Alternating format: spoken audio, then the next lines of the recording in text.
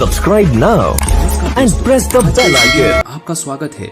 जो जीता वही सिकंदर। मालूम नहीं ये मुहावरा किसने दिया होगा, लेकिन इसके शब्दों पर गौर करें तो ये मुहावरा गलत है।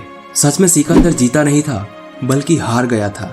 दरअसल जिस महान युद्ध में सिकंदर के जीतने की बात कही जाती है, उसमें वो हार गया था।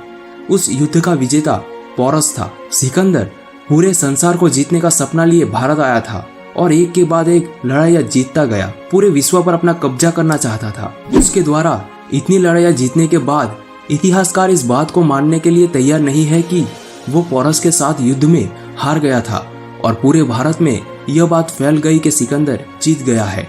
सिकंदर ने हार के बाद सोचा कि युद्ध से उसे क्या हासिल हुआ। उस हार ने उसकी सोच बदल दी और असल में उसकी जीत युद्ध हारने के बाद शुरू हुई। एक दिन सिकंदर बहुत बीमार हो गया और वो मृत्यु को प्राप्त हुआ। जब उसकी अंतिम यात्रा में उसकी अर्थी से दोनों हाथ बाहर थे और उसकी अर्थी को देखने के लिए बहुत लोग आए और उन्होंने कहा कि ये तो हमारे महान शासक का अपमान है।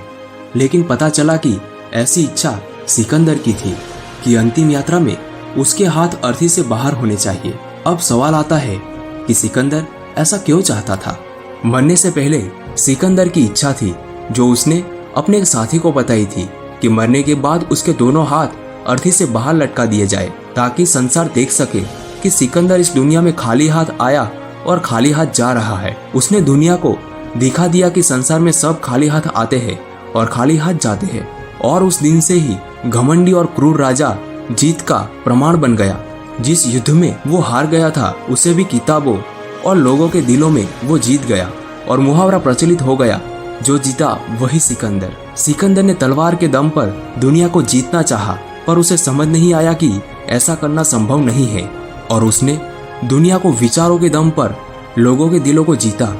दोस्तों, जो इस बात को समझ जाता है वो जीत जाता है और जो जीत जाता है वह सिकंदर कहलाता है। दोस्तों, तो आज के इस वीडियो में बस इतना ही।